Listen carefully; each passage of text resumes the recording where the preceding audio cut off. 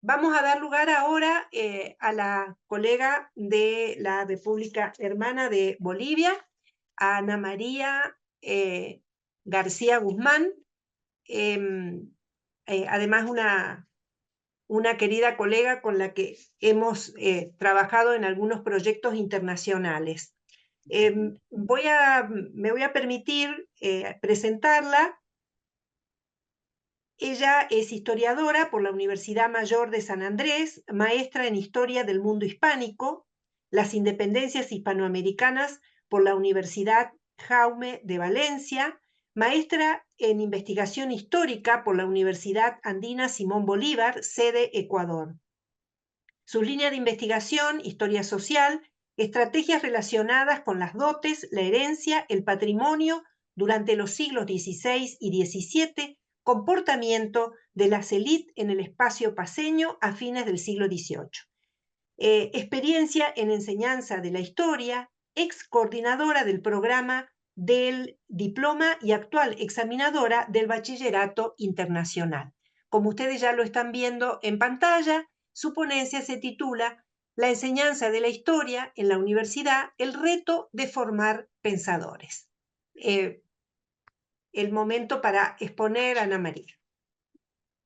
Muchas gracias, Adriana. Mil gracias por la invitación a este congreso.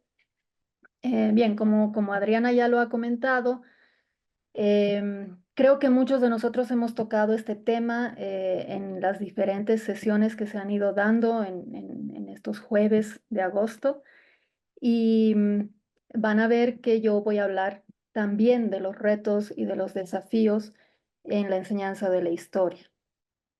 Entonces, ya para empezar, en Bolivia existen, con seguridad, muchos de ustedes han oído hablar de la Organización del Bachillerato Internacional.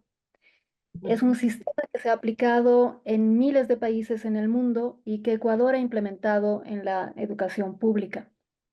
Este bachillerato posee un perfil de capacidades y responsabilidades humanas llamado el perfil de la comunidad de aprendizaje del bachillerato internacional.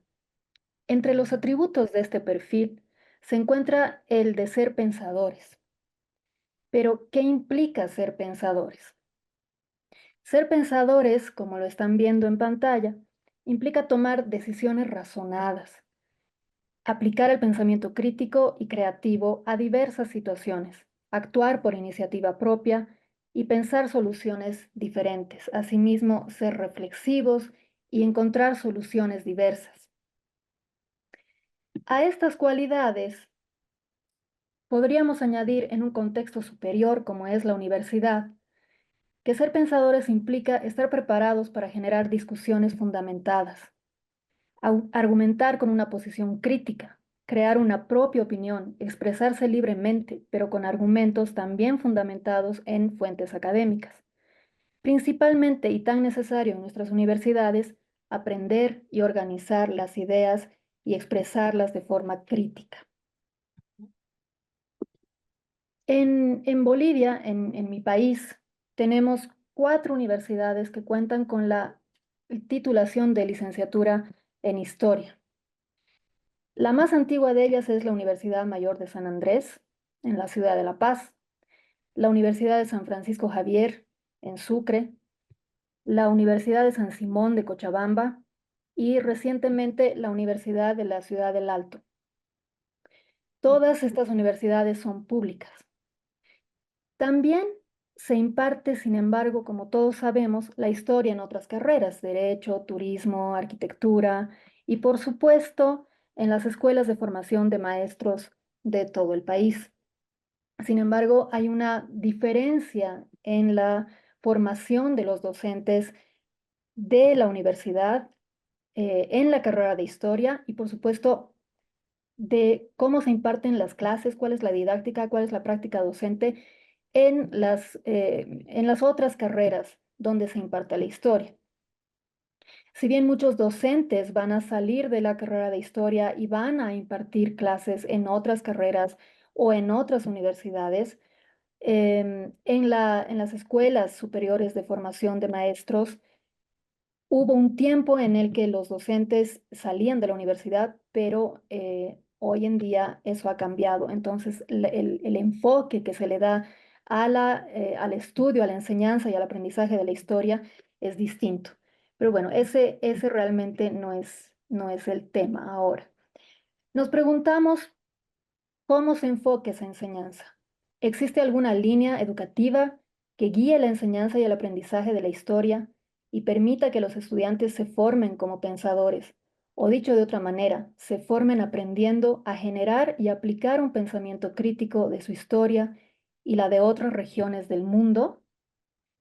Para responder estas preguntas es necesario explicar dos situaciones. La primera son las características de la universidad pública en mi país. En algunos casos llegan a convertirse en obstáculos. Y la segunda, las normas de enseñanza y aprendizaje del sistema de la Universidad Boliviana, que aquí en la pantalla lo tienen como sub. Ujú, Em, Según Ostria y Weisse, que son dos investigadores que han trabajado mucho sobre la educación, las universidades bolivianas son espacios que concentran una población altamente heterogénea, donde convergen estudiantes procedentes tanto de colegios privados como públicos. De igual manera, acuden a ella estudiantes de diferente nivel económico y diversos culturalmente. En Bolivia tenemos además 36 etnias y, por supuesto, en toda América Latina contamos con esa diversidad cultural. Esta situación obliga a los profesores a trabajar con diversos niveles de preparación que los colegios privados y estatales han formado.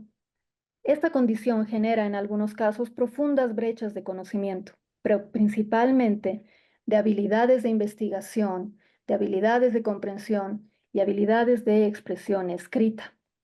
Situación que dificulta para los docentes, por una parte, la recomposición de esas debilidades, ya sea por cuestiones de tiempo, cumplimiento de programa o simplemente porque consideran que su trabajo ya no debe enfocarse en cubrir dichas debilidades. Por otra parte, estas dificultades evitan que se desarrolle efectivamente el pensamiento crítico en los jóvenes, pues tienden a describir en lugar de analizar. Además, muchos de ellos han crecido con su lengua de origen, habiendo desarrollado el castellano de forma básica, lo que impide a su vez la comprensión de las lecturas y de las actividades de clase cuando son analíticas. Gustavo Rodríguez Ostria y Cristina Weisse nuevamente sostienen que esta situación tiene importantes implicaciones académicas y pedagógicas, ya que los enfoques de enseñanza y los planes de estudio vigentes no consideran la diversidad cultural de su población, lo que genera grandes cuestionamientos metodológicos e incluso de abordaje epistemológico. En este sentido, es necesario apuntar que el sistema de educación público enfrenta importantes problemas de calidad, donde se ha constatado que los menores niveles de calidad se encuentran en los estudiantes de colegios fiscales, es decir, estatales, más aún si son escuelas rurales. Es así que los nuevos bachilleres ingresan a la universidad arrastrando importantes deficiencias en relación a sus capacidades básicas de aprendizaje, como lo hemos visto con las habilidades mencionadas, y muchas veces con un escaso manejo del lenguaje oral y escrito del castellano, en gran parte debido, nuevamente, como lo hemos dicho, a su origen cultural. En cuanto a las normas de enseñanza y aprendizaje dictadas por el sistema de la Universidad Boliviana, el modelo educativo del sistema de la Universidad Boliviana, que así se llama, que es el último que ha salido, tiene una vigencia de 5 años, va del 2023, es decir, fines del año pasado, en realidad se aplica desde este año hasta el 2028, plantea la formación centrada en el estudiante. ujú, El SUB considera al estudiante como el centro de los procesos de aprendizaje y enseñanza y busca implementar innovaciones en los currículos y las estrategias formativas a fin de atender a la creatividad, emprendimiento y autonomía del estudiante. Este es un enfoque del que justamente nos estaba comentando la doctora García, que nosotras hemos trabajado con Erasmus y que el SUB ha tomado como suyo para la Universidad Boliviana. La finalidad no es que el estudiante adquiera una serie de conocimientos, sino que desarrolle procedimientos autónomos de pensamiento que le permitan transformar su realidad. Ahí creemos que está la clave, dado que en el proceso formativo integral de los estudiantes, ellos tienen un rol activo y responsable. Se convierten en exploradores capaces de aprovechar su curiosidad para resolver problemas de su entorno y profesión futura. El sistema de la Universidad Boliviana nos plantea dos cosas fundamentales que yo he querido ponerlas aquí en textual. Uno es que la centralidad en el estudiante implica una disrupción con las prácticas y modelos académicos anteriores, puesto que requiere de innovaciones educativas, de nuevas funciones docentes, el empleo de modelos académicos y diversidad de recursos formativos, cosa que a veces los docentes no están dispuestos a tomar en cuenta. Además, es cuidadoso, como dice aquí, de aceptar que la formación integral y centrada en el estudiante requiere más que la implementación de la tecnología en nuestras universidades, cosa que también ha sido y está siendo un poco difícil. También representa un cambio en la cultura educativa, hacia un sistema que apoya la tecnología para el aprendizaje, pero además utilizar esta tecnología, como dice aquí, de manera creativa, ¿no? Y efectiva, para que los estudiantes puedan lograr esas competencias. Sin embargo, pues nuestras universidades no todas cuentan con los ambientes y los equipos necesarios como para proceder a implementar este hermoso proyecto que tiene el sistema de la universidad, ¿no? Eso por un lado. El siguiente esquema que van a ver ustedes acá es un esquema realizado justamente por el SUB y nos muestra la relación del estudiante con el enfoque de aprendizaje centrado en el estudiante. La nueva función de los docentes como guías de trabajo de los estudiantes. La necesidad del cambio, de la transformación e innovación, que es justamente lo que estaban diciéndonos los compañeros que han participado con anterioridad. La transdisciplinariedad para que el estudiante sea el protagonista de su propio conocimiento y sea capaz de adquirir habilidades. Hoy en día no existe una pauta clara en la cátedra de cómo guiar la clase hacia este objetivo. Los docentes continúan centrándola en el aprendizaje de contenidos, mientras que el nuevo enfoque que está planteado por el SUB busca incorporar habilidades en los estudiantes. Desde ya, la práctica docente tendría que cambiar hacia estos parámetros. El manejo de al menos 3 lenguas es otro de los objetivos del SUB. Y para el enfoque centrado en el estudiante, esto es primordial. Mantener los lazos con la cultura propia, por supuesto, fortalecerla y respetarla, desde la lengua hasta las tradiciones de las distintas culturas, más en un país pluricultural como el nuestro. Además, ser capaces, tanto estudiantes como docentes, de utilizar las herramientas tecnológicas de manera fluida. Sin embargo, aquellos estudiantes que provienen de familias de habla originaria, como les decía, en algunos casos y dependiendo de la escuela donde se hayan formado o de la comunidad donde se hayan formado, les va a costar más eh, entrar a la universidad y llevar la carrera en castellano mientras que mantienen su lengua o también las carreras no tienen materias que se dicten en lenguas originarias, ¿no? Em, el aprendizaje se realiza, como ven ustedes acá en estos pequeños recuadros, a través de la observación, la percepción, la atención, la representación, la comparación con el conocimiento previo, la búsqueda y el procesamiento de la información, entre otros. Estos procesos se desarrollan por la interacción del estudiante con los demás, por lo que se convierte en una dinámica social, cooperativa y acompañada.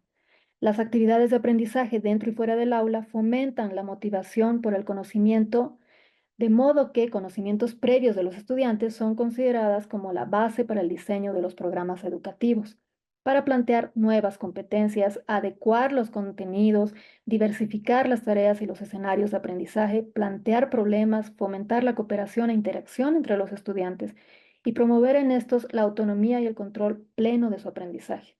El aprendizaje es un proceso flexible y planificado, incorpora las etapas de diseño, desarrollo y evaluación. La realidad, sin embargo, es distinta. El docente común no intenta cambiar sus prácticas, ni revisar el enfoque, ni cerciorarse de hacer una evaluación objetiva basada en rúbricas, por ejemplo. Por tanto, el docente que busque cambiar sus prácticas requiere de tiempo y mucho esfuerzo, muchas veces sin la guía plena de la institución en la que imparte clases. Planificar nuevas clases, nuevas actividades, hacer uso de diversos recursos, evaluar con objetividad, tomar en cuenta las experiencias previas de los estudiantes, su progreso, basar la enseñanza en habilidades, conceptos y conocimientos. Sobre esta base, y dadas las dificultades a las que nos enfrentamos y que muchos de los participantes también ya han mencionado, creo que la propuesta viene por, en primer lugar, crear en los estudiantes el sentido de trabajo autónomo, desligado de la voz imperante de los docentes, sin que el docente deje de participar, por supuesto, sino que más bien cambie su rol a ser un guía para los estudiantes. Impulsar a los estudiantes a encontrar soluciones por sí mismos, a crear su propio conocimiento. Esto evidentemente le toma más tiempo al docente, ¿no? Planificar una clase en la que sean los estudiantes los protagonistas toma mucho más tiempo porque uno tiene que diseñar actividades, tiene que pensar en cómo van a trabajar, cómo se van a reunir, qué tipo de trabajo colaborativo van a hacer, mientras que si uno diseña una clase tradicional es mucho más fácil porque uno diseña lo que va uno a hablar y solo habla, ¿no? Entonces sí, evidentemente toma más tiempo. Discutir aquello que no les parece adecuado, a saber que la opinión de un historiador renombrado se puede analizar de manera crítica, darles herramientas que les permitan organizar sus ideas, y en ese sentido, el enfoque de aprendizaje centrado en el estudiante nos ofrece dos alternativas importantes. La primera es lograr que los estudiantes sean los protagonistas de su propio aprendizaje, y la segunda, que los docentes se conviertan no en eminencias inalcanzables, sino en guías de habilidades, ¿no? Entonces, eh, pensar también, como dice acá, que no se nace pensando críticamente, ¿no? A veces los docentes nos quejamos porque los alumnos no pueden analizar. Se aprende. La expresión escrita y fundamentada y organizada es un don, evidentemente, pero también una habilidad que se puede adquirir con práctica. La aptitud para generar análisis y debate puede ser innata, pero también se entrena. Las habilidades se adquieren mediante una constante repetición.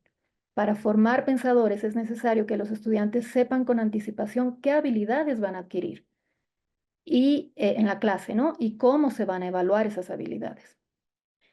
Y finalmente, pues que el cambio empieza por el docente. Proveer de herramientas de organización mental, análisis y discusión, fomentar el aprendizaje autónomo, fomentar el trabajo colaborativo principalmente. Y finalmente, como conclusiones, creo que es importante que sepamos que hay que sostener a los estudiantes, sostener en el sentido de que con esa diversidad cultural y de nivel de aprendizaje que tenemos, que nos llega a las universidades públicas, el docente tiene que darse el espacio para poder diseñar clases en las que esa brecha que existe de habilidades y conocimientos entre los estudiantes se vaya cerrando. Crear talleres, por ejemplo, de escritura y de adquisición de habilidades, como decía la participante, la primera participante de hoy, no recuerdo de qué país era. Fomentar en clase las actividades de resolución de problemas, debates, creación de preguntas. Formar pensadores implica formar ciudadanos capaces de innovar. Muchas gracias. Bueno, Ana María, muchísimas gracias. Ahora vamos a abrir el chat para las preguntas. Hay, por supuesto, felicitaciones a esta ponencia.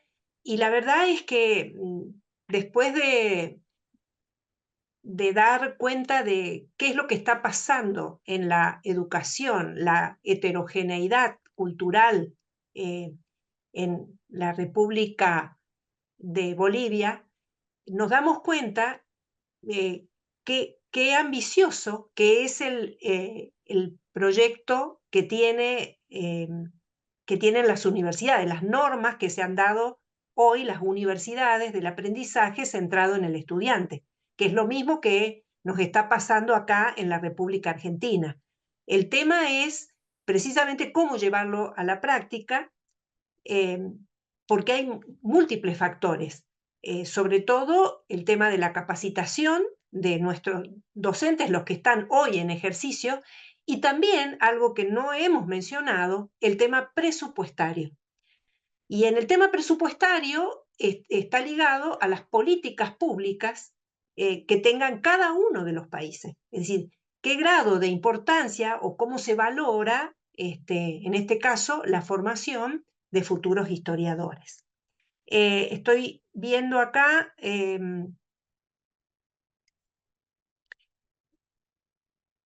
felicitaciones a todos los ponentes el día de hoy. Excelente, bueno, son felicitaciones.